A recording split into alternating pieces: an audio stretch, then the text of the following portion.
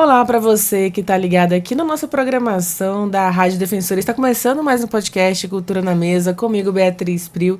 E hoje nós vamos falar um pouquinho sobre a arte, na verdade, de Milhomem, que está aqui comigo. Ele é um artista plástico aqui de Roraima, mas também agora ele produziu o primeiro mobiliário artístico do nosso estado. Tem uma parceria aí também, né? Enfim, queria agradecer por ter aceitado o convite. Seja muito bem-vindo. Obrigado, é sempre bom estar aqui falando sobre arte, falando sobre a nossa cena artística roraimense. Explica para mim um pouquinho sobre essa ideia, né? De onde é que nasceu esse projeto, né, de construir o primeiro mobiliário artístico? Na verdade, surgiu da ideia de fazer uma collab com a Lara Hilwe, que é uma artista de Fortaleza, né? A gente não se conhecia, a parte mais interessante da história, assim, a gente não se conhecia, a gente foi conversando pela internet e articulando o que poderia ser a obra. Não se sabia o que podia ser um painel, uma escultura, enfim. Ela é pintora, ela esculpe gesso também. E aí, nesse momento que a gente estava conversando, eu estava finalizando o protótipo de um mobiliário que eu vou lançar nos Estados Unidos, né? Um mobiliário comercial, assinado, muito regional, assim, muito cara de Roraima. E eu pensei, por que não fazer uma versão desse mobiliário, só que artístico? Porque assim, o mobiliário assinado, ele é uma obra de arte também, mas é uma obra de arte mais comercial, né? O mobiliário artístico, ele já está mais dentro de uma escultura do que do próprio mobiliário. Eu costumo brincar que é uma escultura que dá para sentar, por exemplo, né? Se for, no caso, uma poltrona, que é o caso. Ela achou massa a ideia e a gente juntou forças aí, né? Passamos aí 60 dias à distância, conversando, alinhando. E mais 60 dias executando aqui. Ela veio de Fortaleza para cá, a gente fez o trabalho junto. Eu já tinha o projeto da engenharia do mobiliário, né? Estrutura concebida. E os detalhes a gente foi trabalhando ao longo do processo, né? E o conceito era trabalhar um mobiliário que representasse a nossa visão de Roraima. E o mais interessante é isso. Não é um mobiliário que representa Roraima, é uma visão de uma cearense que não conhecia Roraima, junto com um roraimense Que conhece da sua maneira. Eu confesso que eu não conheço Roraima como muitos aqui, né? Eu sou um roraimense urbano, né? Boavistense, filho de gaúcho com goiano, né? Então, assim, eu tenho uma história muito particular. Eu não sou uma referência de um roraimense, a verdade é essa. Aliás, ninguém é, porque todo mundo aqui é tão diferente, né? Todo mundo veio de fora e tudo mais. Então, a gente juntou as nossas visões e convergiu nessa ideia de o que é Roraima, né? As belezas roraimenses. E aí na poltrona você consegue ter referências das águas da Amazônia, né? Garapés, rios. Até porque a poltrona ela lembra um barco, tem mais essa questão. A gente tem nas laterais o gesso entalhado com o cenário da fauna e da flora roraimense. Então é um mobiliário exclusivíssimo, impossível de ser replicado e não há essa intenção, porque ela é peça única mesmo. É o primeiro mobiliário roraimense e esse título, digamos assim, só foi identificado durante o processo, que eu não sabia disso. Durante o processo de fabricação, comecei a pesquisar para ver se teve em Roraima algum artista, algum arquiteto, algum indivíduo que tivesse feito um mobiliário com essa pegada, né? Com essa intenção. E não. Na história de Roraima nunca teve. Então a gente embarcou com essa régua, né, alta, essa responsabilidade muito alta de fazer o primeiro mobiliário ser, sem dúvida, assim, um dos mobiliários artísticos mais bonitos do Brasil, né? Essa foi a nossa intenção. E o resultado final foi muito legal, foi muito interessante, né? Do processo ao resultado final foi uma coisa única na minha carreira. Eu nunca tinha trabalhado com alguém. Sempre sozinho, né? Sempre sozinho. Salve uma única exceção, Larissa Vilela, que me cedeu uma obra dela para eu fazer uma intervenção. Mas foi um trabalho muito... Ela já tinha feito a parte dela, eu fiz a minha depois, posteriormente. Então, nesse caso não, a gente estava junto sempre, esses 60 dias intensos, né? Trabalhando lá 10, 12 horas por dia em cima da peça, 7 dias por semana. Trazendo mais gente para perto, a gente trouxe o Jamil Vilela, que é um apesar do sobrenome Larissa Vilela e Jamil Vilela, eles não são parentes, né? Uma coincidência. Mas o Jamil é um artesão e artista local. E a gente trouxe para perto para trabalhar nas questões de encaixe das madeiras. Assim como trabalhei com o seu Antônio, que é um marceneiro também, que fez parte do processo e teve tapeceiro, enfim. Teve uma equipe. Mas as duas cabeças pensantes sempre estavam lá, né? A minha e a da Lara. Para fazer esse projeto acontecer. Fiquei curiosa para saber como é que você a conheceu. Então, ela deu a sorte de encontrar um jovem chamado Samuel, que é meu amigo. Lá no Ceará. E vão casar, e vão casar. Ai, meu Ele Deus. é de lá. E aí ele me ligou, mandou mensagem, não lembro, falou: cara, é o seguinte, eu tô casando com uma artista e o meu sonho é ver vocês dois trabalhando juntos. O amor e o amigo. Eu falei, cara, manda o portfólio dela, deixa eu ver se esse amor é sincero, né? Porque assim, geralmente o noivo fala bem demais da noiva, né? Tá apaixonado. Claro, tal. E eu olhei o trabalho, é realmente muito bom. Aí eu falei, Samuel, vamos conversar assim. Manda o contato dela, a gente vai trocando ideia. E assim, a minha relação com a Lara foi construída durante o processo. Que isso é bem interessante também, né? E a gente foi se conhecendo durante os perrengues, né? A correria, o cansaço, os estresses do processo. Porque fazer um mobiliário artístico é muito complexo. A questão da engenharia de mobiliário é muito mais difícil do que o mobiliário comercial. São muitas peças, são muitos detalhes e tudo feito à mão. Não teve um robô, não teve uma IA, não teve nada ali que não fosse seres humanos soldando, cortando madeira, lixando gesso, esculpindo, pintando, enfim. E esse conceito, de verdade, você fala para entender aqui, né? Para explicar para quem está nos ouvindo, principalmente pelo Spotify, que não tem a imagem da poltrona, mas para quem está no YouTube, depois a gente coloca uma fotinha lá da poltrona.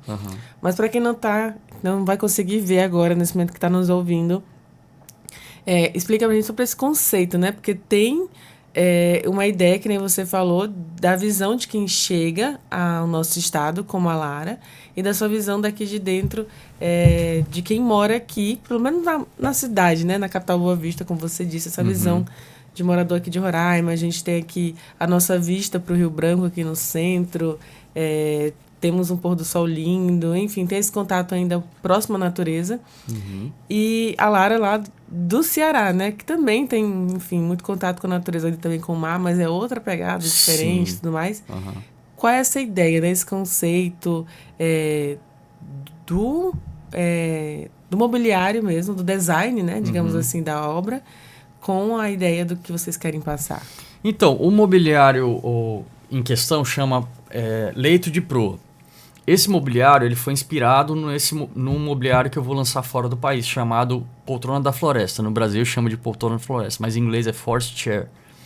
A Forest Chair, ela tem exatamente as mesmas dimensões, mas esteticamente ela é bem diferente da poltrona da leito de proa. Mas a estrutura de metal, ela tem as mesmas dimensões, então ela lembra muito, por ser triangular, um barco. Aquela proa do barco mesmo, Exato, né? a parte da frente do barco. E o mais legal desse projeto é que a gente construiu um objeto que, se você olhar de frente, você vê a frente de um barco. Mas se você olhar a parte de trás da poltrona, você também vê uma frente de um barco. Então ela é proa dos dois lados. A sua maneira, da sua estética e tudo mais. Eu procurei também trazer a visão, a minha visão de Roraima, que você citou os dois pontos de vista, por exemplo. A parte de trás ela é esculpida e lembra muito uma obra que eu tenho chamado Reflexo das Sombras, que é a areia do Rio Branco, representada em madeira. Então, assim, eu trouxe pro meu imaginário referências roraimenses, mas também referências de dentro do meu portfólio, de dentro do meu trabalho. A Lara, ela veio com um olhar muito puro no que se refere, assim, à expectativa do que é Roraima. Ela simplesmente chegou, eu apresentei a ela o que eu pude. No primeiro dia eu já botei ela no carro, já, vamos ali, vamos no Curupira. No dia o Curupira estava cheio, inclusive, não deu pra gente ir. Mas vamos na Praia da Polar. E eu fui circulando com ela dentro da cidade, mas as partes periféricas, para ela ver a natureza. E ela sentiu que é diferente. O lavrado é um bioma muito diferente do que se tem lá no Nordeste. Então ela foi, assim, por conta própria e por minha influência, obviamente, né? Porque eu apresento a referência e ela absorve do jeito que ela quiser. Então foi meio assim. Ela foi captando a essência da maneira dela. E é isso que eu queria. Eu queria realmente que fosse assim, uma participação 50-50. Você faz a sua referência, você é livre para criar, e eu sou livre para criar com base nas minhas referências. As duas vão dar certo. Porque a gente já tinha coisas em comum. Por exemplo, eu gosto muito de Art Deco e Art Nouveau, que são estilos estéticos do começo do século passado. Ela gosta muito também do Art Nouveau, principalmente. Ela pinta Art Nouveau. Então eu já vi ali que ia dar certo. Eu sabia que a linguagem dela ia casar com a minha e os argumentos iam combinar. Então, assim, foi uma dinâmica criativa, porque todo processo criativo tem que ter isso, tem que ter essas brincadeiras quase que lúdicas para estimular coisas criativas, que deu certo demais, porque, assim, você tem a liberdade de criação e, obviamente, a gente tem as intervenções ou sugestões, né? Você podia fazer assim, assado.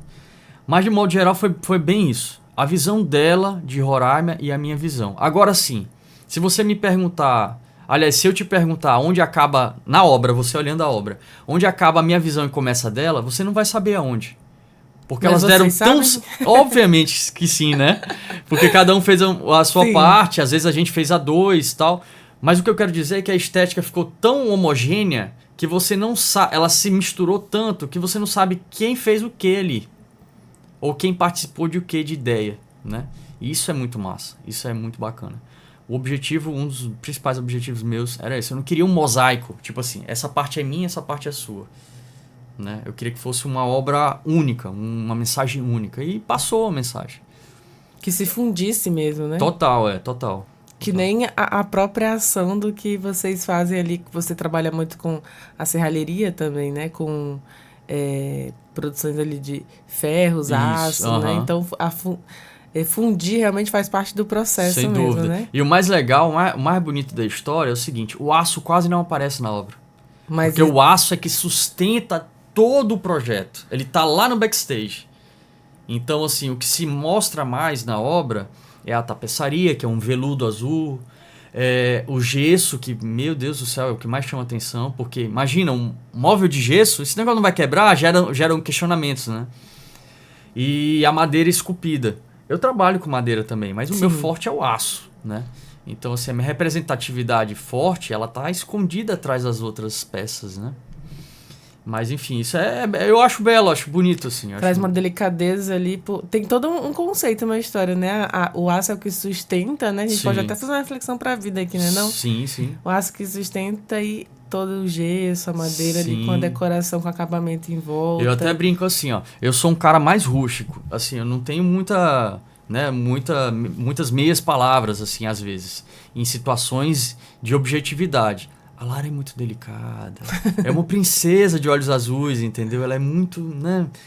E assim, é isso aí. O gesso é ela, entendeu? Eu sou o heavy metal, eu sou o aço, a madeira rústica. E tem muito disso, a representatividade da nossa personalidade nos materiais. Isso é muito, muito bacana. Assim. Não, e dá pra fazer várias analogias com a vida mesmo, que eu já criei várias ideias. Pra escrever ali alguma coisa legal. Então, a arte é isso. A arte é assim, eu tenho a minha história pra contar, que foi o que eu construí para fazer aquele imobiliário, mas a partir dali ele tá pronto, constrói a tua história em cima dele, a tua Cada interpretação. Cada pessoa tem uma interpretação. Exato, não tem certo e errado.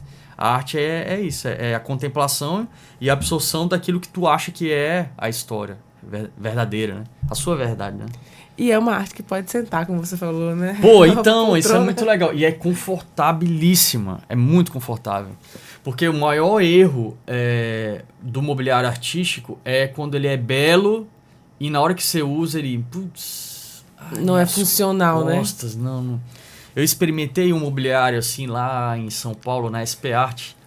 É um mobiliário que foi esculpido sobre uma pedra semi-preciosa chamada Amazonita. Ela é um verde turquesa lindíssimo. O cara fez uma poltrona pequena, baixinha. Lindo, design lindo. Eu passei assim uns 10 minutos tirando foto. E aí eu cheguei pra moça que estava gerindo lá a exposição e falei, eu posso sentar? Pra quê que eu fui perguntar? Porque ela falou que podia. Quando eu sentei, cara, um desconforto que eu pensei... Porque eu trabalho com um design de produtos, eu sei o que tá errado e o que tá certo. Eu pensei, pô, se tivesse uma curvinha aqui a mais... E aí eu pensei, pô, podia não ter pedido pra sentar, porque tirou um pouco o encanto. Tinha ficado ali só no imaginário. Tinha ficado no imaginário que aquilo ali era tão perfeito, tão confortável quanto era perfeito esteticamente. Então, tem que ter esse cuidado, não adianta. Quando a gente faz o mobiliário, tem que ter essa preocupação. E nesse processo, né, de construção desse mobiliário, quais foram os maiores desafios técnicos, né? A gente está aqui, a gente sempre pontua, né, que a gente está num estado, no extremo norte do país, a gente tem muita riqueza, mas para o mundo artístico, ainda mais para o seu mundo artístico, que é muito específico, né? Existem dificuldades de conseguir material, então alguma... Enfim, o que precisa para a construção de obras artísticas, principalmente agora, esse primeiro mobiliário artístico no nosso estado? Uhum. Não, dificuldade tem. Parafuso. Nós não temos parafuso em Roraima para determinadas coisas, determinadas funções. E é uma coisa tão básica, né? Parafuso segura tudo, essa televisão, essa mesa e tal. A gente sentiu muita dificuldade. Mão de obra é difícil, porque não se faz tudo só. Você tem que ter uma equipe, né? Tem que terceirizar algumas atividades, né? É claro, tem que até pelo prazo, porque o que acontece? A Lara veio com um dia para ir e para voltar. Então a gente tinha prazo para poder produzir. Então tinha que ter mais gente perto. A gente deu sorte de ter o Jamil, que é um cara que é excepcional, eu não tenho o que falar dele, ele realmente é um artista. Ele é um artesão, mas ele já saiu do nível de artesão para artista. E é um cara, é uma pessoa de muita boa vontade. A gente sabe que a mão de obra aqui em Roraima é complicado, principalmente nesse ponto, da boa vontade, do cara comprar a tua ideia e falar, não, vamos ficar mais um pouquinho, vamos ficar mais umas horas aqui para desenrolar isso e tal. Então, assim, dificuldade sempre tem, mas isso eu já esperava. Talvez a Lara não esperasse, porque ela veio de um... Ela veio de um grande centro, né? Ela veio do Brasil, que a gente brinca, né? Então, mas para mim eu já estou muito acostumado a trabalhar com pouco, com escassez de dinheiro, escassez de tempo, escassez de material, já estou super acostumado. Então a gente vai se adaptando e vai construindo esse mobiliário da maneira mais eficiente possível, né? Sempre prezando pela qualidade de funcionabilidade e qualidade de durabilidade também. Então, assim, o ideal é determinado parafuso, não tem, a gente improvisa. A gente vai para outro tipo de parafuso ou outro tipo de fixação. Então, isso para mim já deixou de ser um obstáculo, porque isso é tão normal para o roraimense de modo geral. Se você falar com qualquer profissional que trabalha com arquitetura, com engenharia, tornearia, eles vão ter as mesmas dificuldades. Então a gente já está meio que acostumado. Eu acredito que no dia que eu estiver morando num grande centro e eu tiver tudo à mão, eu vou achar muito esquisito. Porque eu já não vou ter... Tá muito fácil. Não, tem coisa errada aqui. Como assim tem tudo que eu quero? Como assim eu não vou ter que inventar? Muitas vezes a gente tem que inventar a peça, porque não existe no mercado local. Então, isso também faz parte do preparo do profissional para os mercados grandes. Você chega no mercado tipo São Paulo, Miami, Nova York, qualquer grande centro na Europa, com essa expertise de brasileiro, Dá o jeitinho, de dar né? aquele jeito, sabe, de criar a solução independente do problema, você já se destaca. Então isso, por um lado, eu acho ótimo. Obviamente, você gasta muito tempo, muitos neurônios, né, estresse e tal, mas é uma diversidade que é bacana, é bacana. E assim, foi um grande desafio fazer isso na Amazônia, porque, por exemplo, vou te dar um exemplo básico que eu não sabia. A madeira, que eu sabia em partes, a madeira é viva, mesmo depois de morta. Ela trabalha. Se você corta a madeira reta 8 horas da noite, quando chega 8 horas da manhã, ela tá assim, torta. Ela se mexe. E eu ficava, meu Deus do céu, como é que não... E aí o Jamil falava pra mim, cara, Amazônia, umidade, temperatura, a madeira trabalha. Então, assim, a gente tem as adversidades do ambiente também, que interferem no projeto. Então, assim, quantas vezes a gente teve que adaptar as coisas porque elas se mexiam. A poltrona estava viva durante o processo, entendeu? Então, isso faz parte, é a dificuldade que a gente tem na Amazônia. Com certeza, se a gente fizesse essa mesma poltrona em São Paulo, ela ia ser mais rápida para fazer, não tenho dúvida. A gente ia fazer metade do tempo, porque lá tem tudo. Não sei se o resultado ficaria tão bom, porque muitas das ideias que a gente teve para a poltrona foi porque as primeiras não deram certo, então a gente trocou as ideias. Então faz parte. Os perrengues fazem parte do processo final também. E falando sobre até essa peculiaridade, né, da madeira, que é um ser vivo, de fato, né, uma árvore ali, e que, enfim, quem é biólogo e é da área da floresta aí vai entender mesmo. Mas como garantir, como ter certeza de que é um produto durável, uma obra, né, um mobiliário durável que, além da beleza, né, da estética, também vai ser funcional, não exatamente para todo mundo estar sentando, né, toda hora, até porque também é uma arte, mas como garantir essa durabilidade, como você disse? Então, a nossa maior preocupação dentro dessa obra é o gesso. O gesso é o material mais frágil que a madeira e o metal. É o ponto mais frágil da obra. Mas a gente construiu de uma maneira que ele ficou bem mais firme do que qualquer gesso. Então, dentro dos materiais, ele é o mais frágil, mas ele tem a sua resistência. Quando esse mobiliário é vendido, o comprador ele recebe instruções, tanto de montagem, né? Que tem esse detalhe que eu esqueci de citar. Esse móvel é desmontável. Nossa! Porque o que acontece? Ele não é sólido. Porque a gente pode falar sobre isso mais pra frente. Depois você me pergunta por que esse móvel é desmontável, senão eu vou perder o fio da meada.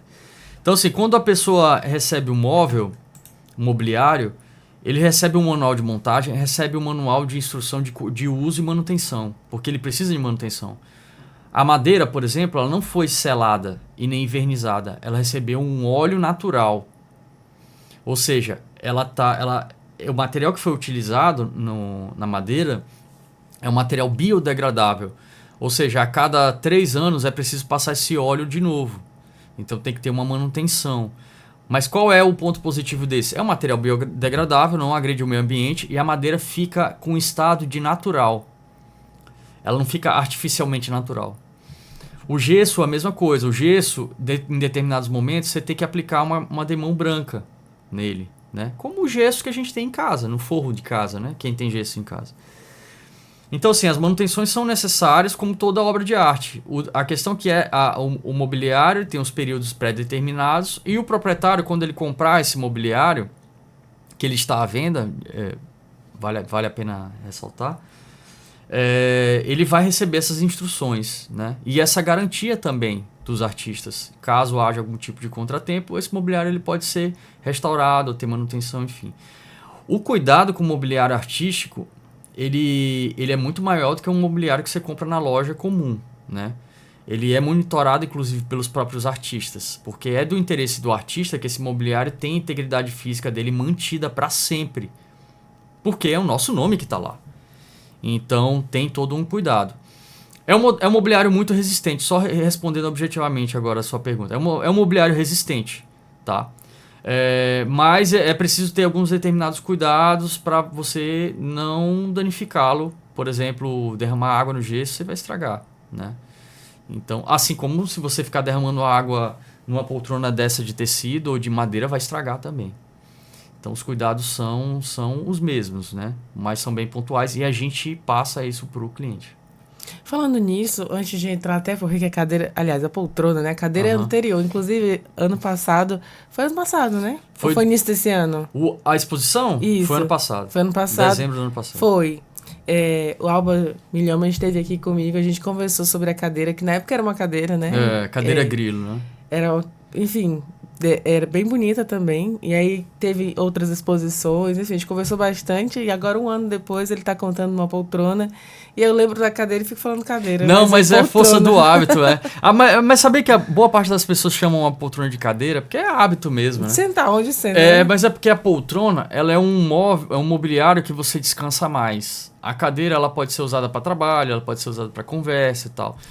A poltrona ela já tem um aspecto de descanso, né? Tanto é que a poltrona geralmente é acompanhada de uma banqueta que a gente vai produzir futuramente. Banqueta é um mobiliário como se fosse um banquinho sem encosto que fica à frente da poltrona para você esticar as pernas. Sim. É basicamente isso. Ela pede, a poltrona pede esse mobiliário extra, né? Um complemento. Enfim, exatamente.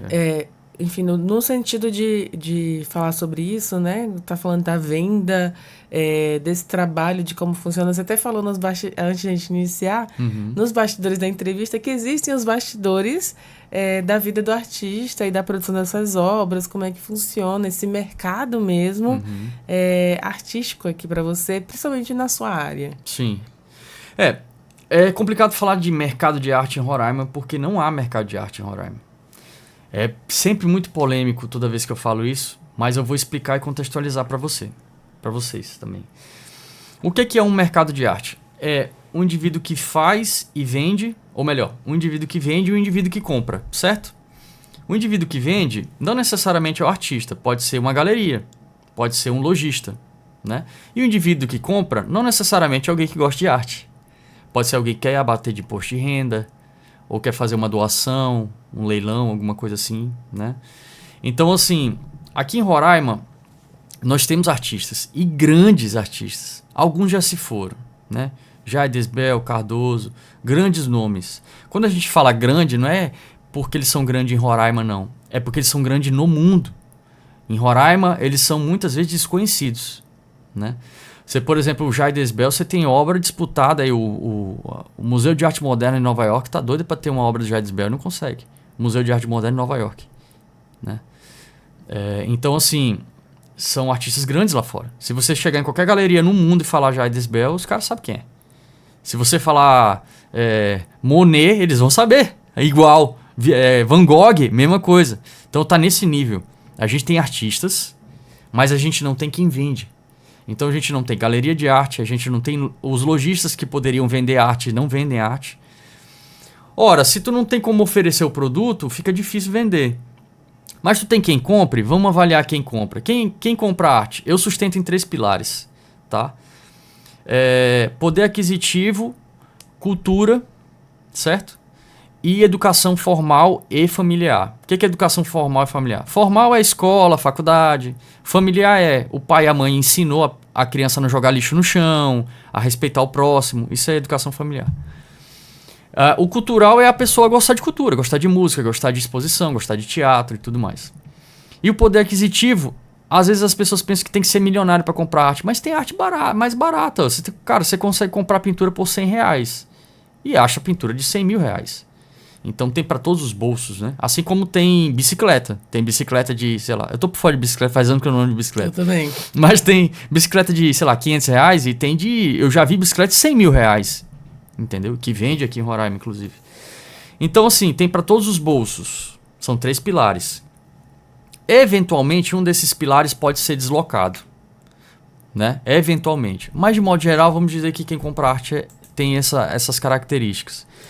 Então, o que acontece? Se a gente tem uma população que não tem cultura, ou seja, que não tem hábito de viajar e ir em exposição, em teatro, em museu, fazer questão de ir, ou que não tem obra de arte em casa, ou que não teve educação dos pais e nem tampouco procurou educação, porque assim, os meus pais não me ensinaram a gostar de arte, por exemplo. O meu pai é zootecnista, a minha mãe fez até a 8ª série, foi fazer faculdade depois de mais velha, né? Então, assim, eu não fui ensinado a gostar de arte, eu busquei arte. Então, se a gente tem uma população que não tem esse perfil, que não tem ora poder aquisitivo, ora cultura, ora educação, e você não tem lugar que vende arte, não existe mercado de arte. Então, por isso que eu firmo essa opinião polêmica, digamos assim. E como é que os artistas se mantêm, fica a pergunta. Olha, eventualmente você tem negócios em Roraima, mas muito mais provavelmente você tem negócio fora daqui. O artista roraimense, ele é muito bem visto fora e pouco visto aqui em Roraima.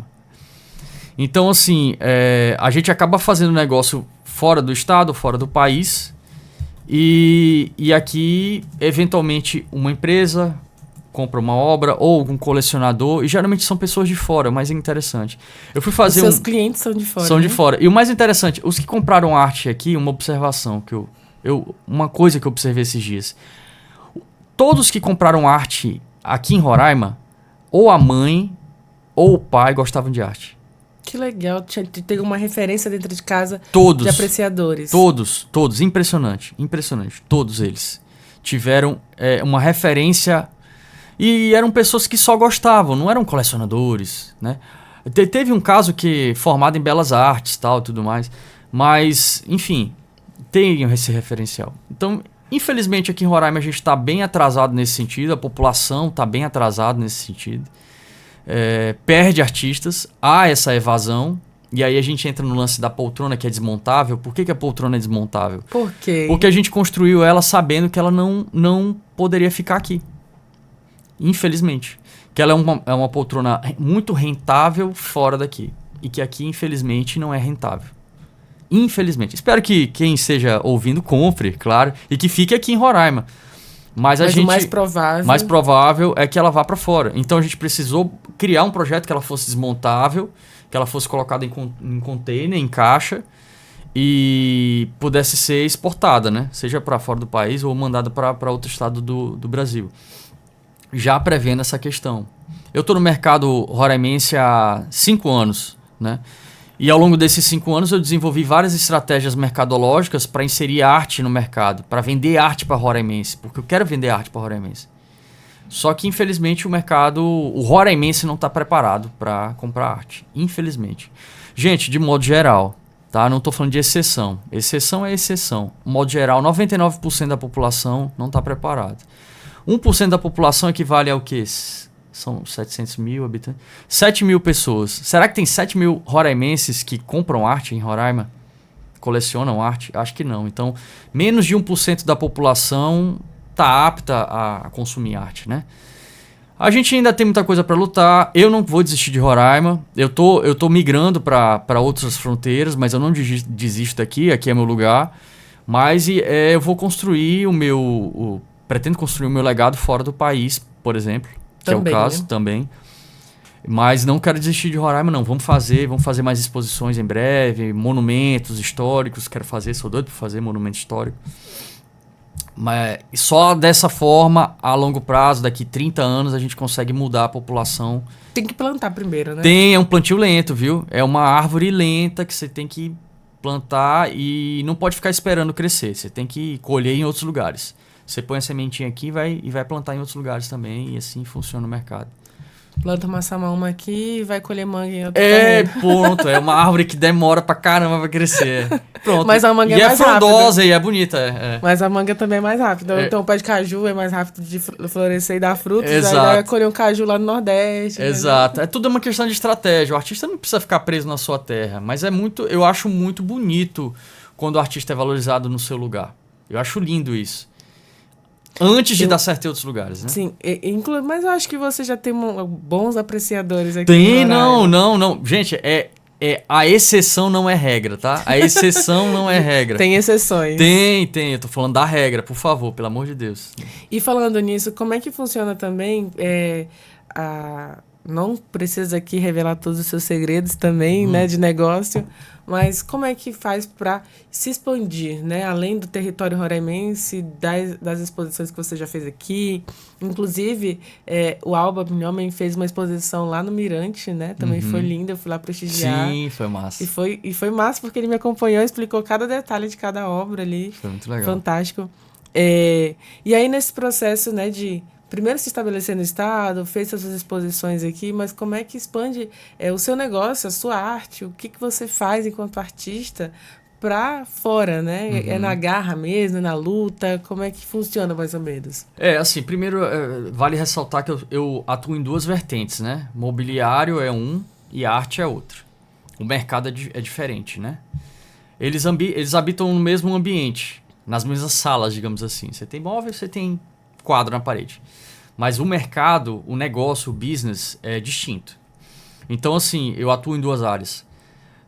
As duas frentes são diferentes. A parte de imobiliário é um produto comercial, como quase qualquer um de alto valor agregado. A arte já é mais complicada. A subjetividade te faz trabalhar mais para você chegar lá. Porque existe uma bolha, né, do mercado de arte, que para você penetrar nessa bolha leva tempo, mas depois que você entra, você está nas grandes galerias, nas grandes exposições, entra em museu, aí é sucesso. É onde hoje o Jair Desbel está. Ele está nas melhores salas aí, né? Do mundo. Então, o que acontece é o seguinte. O trabalho, ele é um plantio, né? Você planta aos poucos, você compartilha portfólio, você inscreve em editais. Quando eu falo editais, não são editais também, mas não são editais tipo lei de incentivo. Editais de exposição, tá? Salão de exposição. Galerias. As galerias. O que são as galerias? A galeria é uma loja que vende arte. Galeria de arte é uma loja que vende arte, basicamente isso. Para o galerista deixar você entrar, geralmente ele quer te representar. Para ele te representar, é como se fosse... Eu vou fazer analogias para ficar bem fácil para todo mundo entender. Imagina uma loja de roupa, né? Aí você é multimarcas. É uma loja multimarcas. Tem várias marcas, não é uma franquia. Mas você tem as marcas. E você quer representar ela aqui em Boa Vista e não quer que nenhum outro lojista venda a calça jeans X. Então, a galeria é mais ou menos isso. Geralmente ele pega a representação. Para você entrar numa galeria, é bem difícil. Porque são dezenas e dezenas de artistas querendo entrar em galerias e as galerias escolhem quem eles querem. Então, assim, hoje aqui no Brasil, eu não lembro o número ao certo, mas só para você ter ideia, em Manhattan, na ilha de Manhattan, em Nova York, tem 400 galerias. É mais do que tem na América Latina toda, excluindo o Brasil. O Brasil tem, eu não lembro o número, eu acho que 2.000 e poucas galerias. Eu até questiono esse número, eu acho alto até demais. Mas assim, digamos que tem a mesma quantidade de galerias que tem em Manhattan. Um exemplo, 300 galerias. Imagina quantos artistas tem no Brasil para 300 galerias, 400 galerias. Então é uma disputa muito grande. Então até o artista chegar numa galeria, e depois que ele está na galeria, ele está nos grandes eventos, depois entrar em museu, isso é um trabalho de 10, 20, 30 anos. É um trabalho lento e progressivo, né? E a gente vai plantando. Vai mandando portfólio, vai conversando com o curador, vai negociando exposição e tudo mais. Hoje em dia é mais fácil ser artista do que antigamente, porque hoje tu filma tudo, tira foto e você tem aquilo guardado para mostrar para alguém. Então todas as minhas exposições têm documentário, todas as minhas aparições têm registro. Tem um acervo digital, né? Exato, eu tenho um portfólio, eu tenho um site, eu tenho todo um aparato digital. Então esse arsenal, digamos assim, de venda me ajuda a me vender fora daqui. Então a gente vai construindo relacionamento, conhecendo curadores, diretores de bienais, e você vai construindo aos poucos. Já na parte de mobiliário, não. Mobiliário você já vai direto com lojistas, com curadores de loja, e você consegue uma proximidade muito mais rápida. Então por isso que eu acho que eu dificilmente vou sair dessas duas vertentes, assim, porque eu não consigo viver sem a arte, mas o mobiliário me agrada porque eu gosto de usar as coisas que eu faço. E o mobiliário te dá uma rentabilidade muito boa porque é mais rápido. Ou seja, você consegue chegar lá mais rápido que com obras de arte. No mercado comercial mesmo. Exato, né? Mas depois que você chegar, por exemplo, num museu, numa pinacoteca, alguma coisa assim, com obras de arte, você está imortalizado, literalmente. Você vai morrer, vai passar 100 anos, tua obra vai estar lá sendo vista por milhões de pessoas, entendeu? E seu nome fica para a história. Então é um trabalho lento mesmo, demora. E estando aqui em Roraima é um pouquinho mais difícil. Então a gente vai traçando essas estratégias, utilizando o digital a nosso favor para poder aproximar, né, essas pessoas que são pessoas-chave dentro desse mercado tão complexo e subjetivo que é o mercado de arte. A sua cabeça não para, né? Demais, é um chimarrão direto aqui, que o chimarrão da gente dá uma gás, energia. Mas ao mesmo tempo uma equilibrada ali também, né? Não, dá uma energia legal, o mate ajuda. E agora, falando um pouquinho desse histórico, né? Aliás, eu te entrevistei ano passado, tem já um ano. E aí, agora, o que aconteceu esse ano, né? Quais as transformações do Milhomem do ano passado para esse ano e quais as perspectivas dele para agora o próximo, né? Tô sabendo já que você vai viajar, você falou que vai fazer uma exposição, aliás, vai lançar, né, essa poltrona também em Nova York, que você falou? Não, então, é o seguinte, vamos por partes. Esse ano vai por partes. Muita coisa. Esse ano foi um ano de revelação para mim, na verdade, né? As exposições foram um sucesso. Foram acho que um pouco mais de 10 mil pessoas nas duas exposições que eu fiz ano passado. E lembrando que as obras que você faz ficam expostas e à venda também, né? Todas à venda, Vendeu bastante? Deu pra vender? Então, o que aconteceu foi o seguinte, eu consegui encomenda. Isso é muito bom. Eu gosto de encomenda, porque a pessoa, ela vê todo o teu portfólio e fala, eu quero uma coisa só pra mim, feita pra mim. Que nunca ninguém nem viu, né? Exato. Uma coisa super exclusiva e tal. Exposição aqui em Roraima, assim, eu faço pra fomentação, tá à venda? Tá. Mas não é meu objetivo principal, não é vender. Porque as obras têm um ticket médio um pouco alto e eu sei que o público tem um pouco de resistência por questões culturais, que a gente já falou anteriormente. Então, a venda não é uma prioridade, mas claro, se rolar é sempre muito bom. Mas a exposição é importante. Por quê? Porque te traz portfólio, te traz embuste, te traz mais força na tua carreira. Quando a exposição é individual, então nem se fala, né? Então, assim, esse ano foi um ano de revelação. Depois das exposições, eu fiz uma reflexão do que aconteceu e decidi conhecer outros mercados. Saí de Roraima, fui para o Sul. Eu fui para a Bienal do Mercosul, para a SP Arte. A SP Arte é a maior feira de arte da América Latina. As maiores galerias do Brasil estão lá na SP Arte. É um dos maiores eventos do calendário, né, de arte. E vim aqui na Bienal das Amazônias em Manaus para conhecer. E conhecer de quebra também galerias desses lugares que eu fui. Então eu fui nas feiras, fui nas bienais, fui nas galerias para tentar entender o que eu estava fazendo. A que rumo que eu estava fazendo. As minhas obras são consideradas de qualidade? Eu ficava me perguntando. Elas são boas mesmo? Ou é algo mais a minha gente, né? De falar, pô... Uma bolha ali, né? Tipo assim, pô, que legal, tuas obras são muito boas, tal, não sei o quê. Será que elas são mesmo? Vamos ver em comparação com o que tem lá fora. Bom, o saldo foi o seguinte. A qualidade do meu trabalho está equivalente ao que se encontra lá fora. Ponto. E isso, assim, não fui só eu que constatei, mas, assim, mediante as conversas, apresentando portfólio para galerista, curador... Eu vi que o meu trabalho ele tá no nível de artistas que já estão há 20 anos no mercado. Eu só tenho 5 anos de mercado. Então, assim, eu voltei muito feliz de saber que o meu trabalho também não tem nada parecido com o que tem lá fora. Então, o trabalho tem uma identidade. Eu tava com muito medo, confesso, de chegar num lugar e falar, pô, isso parece com o que eu fiz. Eu tinha muito receio de encontrar isso. E não há problema nenhum. Né? Mas eu tinha esse receio. E eu não identifiquei nenhum artista ou nenhuma obra que fosse parecido com o que eu faço.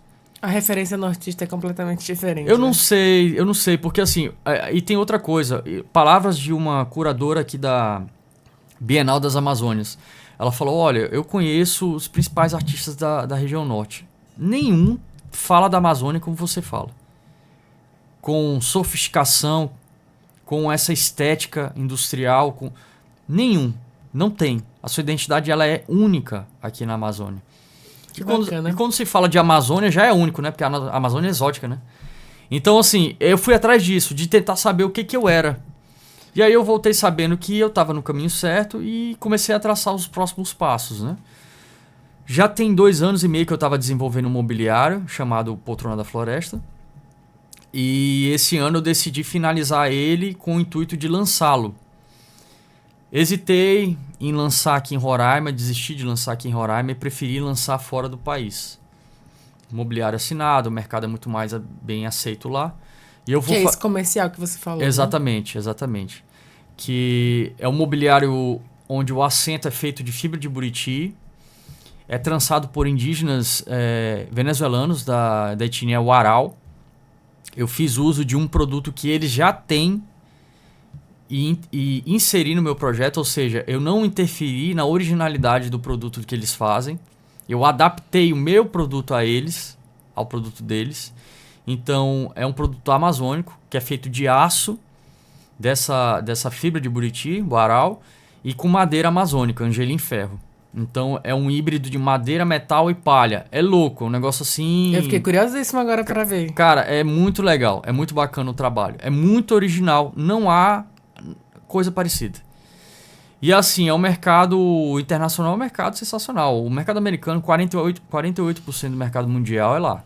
E fora que se valoriza muito o que é feito na Amazônia também, né? Não, e tem uma série de valores agregados, porque olha só, eu tô incentivando o comércio indígena, certo? Porque eu compro direto deles, eu não compro de atravessadores, eu não compro Eu compro pelo valor de varejo mesmo, que eles vendem para qualquer pessoa.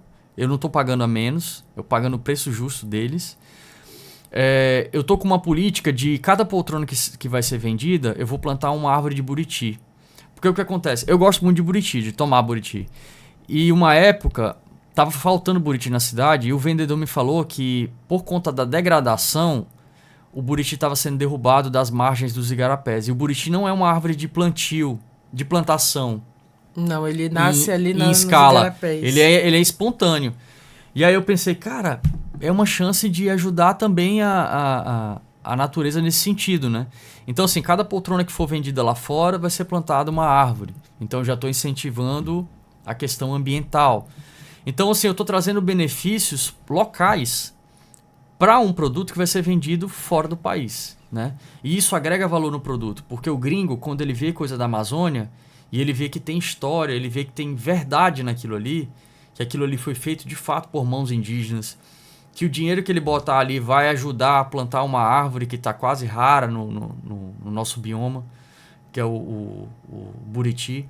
Então, assim, uma série de valores agregados que vai deixando a obra muito mais cara. E tem um outro detalhe muito importante. Esse mobiliário é edição limitada.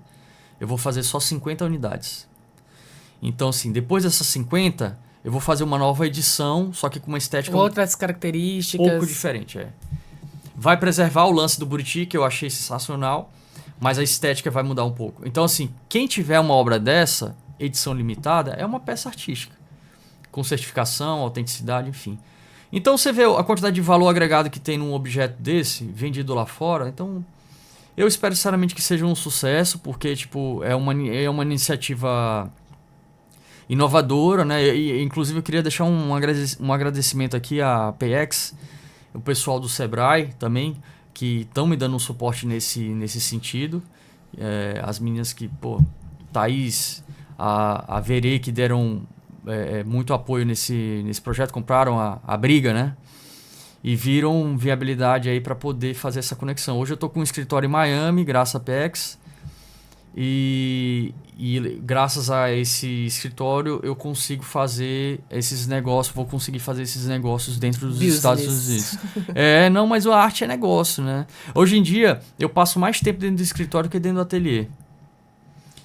Infelizmente, eu queria estar trabalhando mais. Mas você já tem muita coisa produzida também. Né? Mas assim, hoje em dia o artista ele é empresário. Ele tem que estar no computador, tem que estar trocando ideia, tem que estar fazendo networking, trocando portfólio, negociando, e é isso mesmo. E daqui pra frente, a partir de dezembro, a tocada vai ser bem essa mesmo, assim. Viagens para fora do país e criação de mobiliários bem regionalistas. E tem um outro detalhe mais importante. Esse mobiliário é o primeiro mobiliário assinado roraimense a ser comercializado fora do país. Totalmente, aliás, você tem essa característica pioneirismo total, cara. Ineditismo também. Não, pioneirismo total. Eu sinceramente tô num oceano azul, porque Roraima tá aí, muita coisa por fazer, né? Começando, né? Tá começando, exato. Eu dei a sorte de nascer em 87 e tô pegando uma geração que tá começando a fazer cultura de forma mais empreendedora agora, entendeu? Então, assim, eu tenho muita coisa para desbravar, muito pioneirismo para desbravar. E esses marcos são importantes para a carreira, né? E para a história de Roraima também, né? Porque até um ponto que eu queria que você comentasse sobre... E não é a primeira vez que eu ouço você falar isso. Eu li em algum lugar você falando sobre... Não lembro mais, mas foi inclusive, não sei se foi nessa... falando da poltrona, você acabou comentando também sobre... os monumentos, né, artísticos do estado que você pretende fazer. Sim. Como fazer parte da história do estado, né? Sim. Tem alguma ideia do que produzir de monumento histórico para o nosso estado com a sua arte? Ideias eu tenho 2 projetos, na verdade, ideias várias. Toda semana eu tenho uma ideia. Eu tô dirigindo e falo, essa rotatória dava para fazer uma Cruviana, entendeu? Ou umas Canoas, enfim, ideias várias. Eu tenho uma ideia para a Praça Ayrton Senna. Não é uma ideia, é um projeto já. A gente está em negociação. Eu tenho um monumento que eu quero fazer em homenagem aos imigrantes gaúchos, que foi feita uma escultura. Ambos já têm escultura, né, em escala menor, que eu vou ampliá-la e vou fazer uma escultura maior, né? É em como formato se de fosse monumento. ali, traduzindo para um arquiteto, uma maquete. Eu não gosto de usar o termo maquete, sabe por quê? Porque ela nasceu como obra de arte e ela vai ser monumento depois de ser obra de arte. Ah, sim. É miniatura mesmo de um monumento futuro enquanto obra de arte. Não, aí que tá. Ela, antes de ser uma miniatura, ela é a original. Na verdade, o monumento é que é a cópia. É maximizada, é a cópia, exato. Entendi, faz sentido agora. A cópia é o grande, entendeu? Sim, entendi. Então, por isso que eu não uso o termo maquete, porque a maquete a gente faz quando esse termo é certo, é correto, tá? É só... Pra arquitetura mesmo. Não, pra arte também, porque assim, quando você faz a maquete, é quando você faz um objeto pequeno pensando no grande. Só que o meu foi o contrário, eu fiz o pequeno e depois eu pensei em fazer ele grande, entendeu? Mas o termo maquete tá corretíssimo, é isso mesmo. Então, assim, tem o Monumento dos Gaúchos, que cara, muito lindo, assim, uma peça muito linda. Eu fiz em homenagem ao meu pai, inclusive, tá na casa dele. E eu quero fazer eu queria muito fazer para até o ano que vem esses 2 monumentos. Eu tenho outras ideias para fazer monumentos ligados às lendas indígenas, às histórias indígenas, às lendas regionais. Eu acho assim, Boa Vista é uma cidade belíssima, perfeita, limpa, plana, organizada e tá faltando monumento na cidade. Só isso. E tem muito lugar para botar.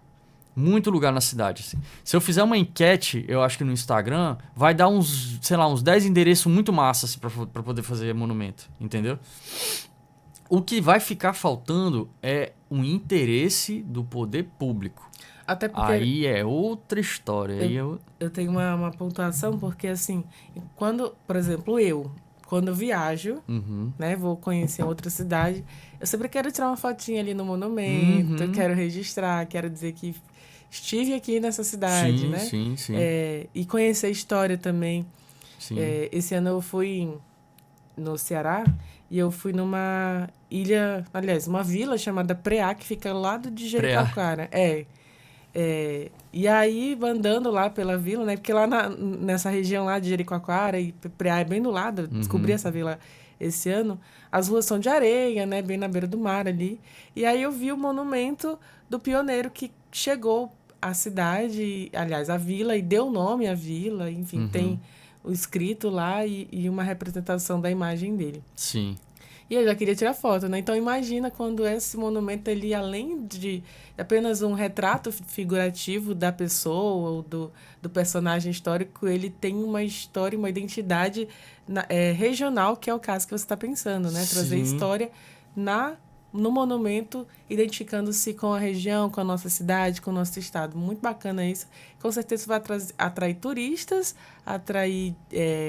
economia criativa ali, né? Dinheiro do turismo mesmo, circulando no nosso estado. Acho que tem tudo para dar certo. Não, e tem outra coisa muito importante. A tua iniciativa de pioneirismo, ela gera o efeito cascata.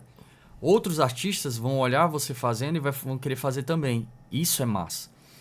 Por exemplo, a exposição do teatro que eu fiz foi a primeira exposição com os padrões de expografia internacional, iluminação, planejamento expográfico e tal. Foi a primeira da história do Teatro Municipal. Esse ano a gente já teve 2 exposições com o mesmo padrão de qualidade. Entendeu? Então, assim, bastou um fazer para os demais verem que é possível. Então, outra coisa, foram 2.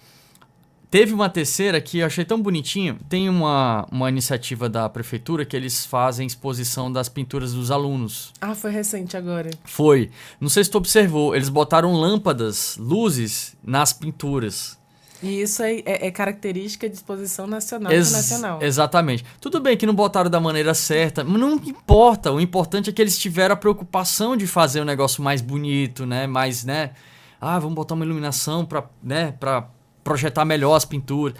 Então, assim, o pioneiro, ele tem essa função. Ele quebrar galho nos peitos mesmo. Abrir trincheira com facão. Então, quando você faz monumento na cidade, outro artista vai falar, pô, dá pra fazer. Eu tenho uma ideia. Negócio aqui que... Eu tenho uma ideia, eu vou fazer também. Aí, cara, questão de 10 anos, a cidade tá cheia de monumento. Que bacana. Aí, pô, tá um museu a céu aberto, sabe? Isso é muito legal. É assim que você visualiza já, né? Não, eu vejo, cara, é visão empreendedora, cara. Eu vejo isso, ó, só pra você ter ideia. O que a gente tem de monumento aqui na cidade? A gente tem um garimpeiro, que foi feito em 73. Tem os pioneiros. Os pioneiros em 94. Em cima do pioneiro tem um monumento, sabia? Quando você sobe a escada, Sim. tem um monumento escondido por um pé de manga ali, que foi feito na década de sim. 90. Eu brincava muito naquela pracinha ali quando era criança. Pois é, tá escondido. Mas enfim, tá lá. Então, assim, o que mais que a gente lembra? Não tem muita coisa. Acho que Tem o da... Não sei nem se identifica como monumento, que é o da área militar aí, da aeronáutica, né? Que é o avião ali na frente do shopping. Não sei não é considerado. Não é considerado como... monumento artístico, não. Mas a gente tem um que é muito importante, que é do artista mais famoso que a gente tem em solo, que é o Brenan. Tu sabia que a gente tem uma obra do Brenan aqui em Boa Vista e todo dia todo mundo passa na frente eu não tô lembrando. Cara, primeiro, quem é Brenan? Francisco Brenan foi um dos maiores ceramistas da história do Brasil. Ele, se você for em Pernambuco inteira é Brenan. Praça das Águas, aquela cascatinha na frente do Bob's.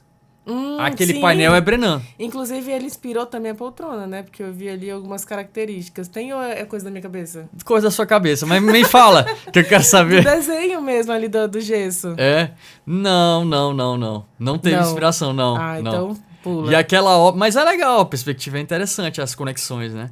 E aquela obra do Brenan, se você for olhar lá, tem o autógrafo dele lá, 2002 e tal, entendeu? E ele é um cara renomado no mundo todo, enfim. Ponto, acabou. É o que a gente tem de monumento. Então, assim, a gente tem uma cidade linda, que é difícil de encontrar no Brasil.